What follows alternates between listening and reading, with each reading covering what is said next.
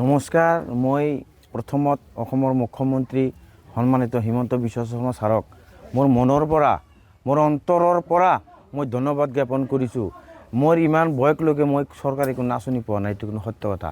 মোক যোৱা বকত গান্ধী ময়দানত আমি চিএম ছাৰক লগ পাই মই 3টা আবৃত্তি কৰিছিলোঁ যে গড় আৰু কল আৰু লেট্ৰিন লগে লগ মোক দিলা। মোক এসপ্তাহৰ কথা কৈ পেলাই মোক এসপ্তাহ পাৰ হ'বলৈ নিদিলা।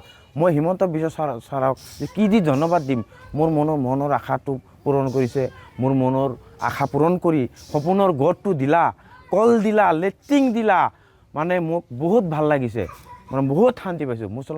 মই কৈছিলোঁ মোৰ মুছলমান মানুহ মই লগে লগ মোক দিছে।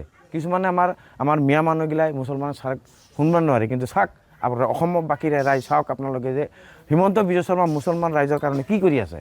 প্ৰত্যেক মানুহে অৰুণোদয় দি আছে, ঘৰ দিলা, কল দিলা।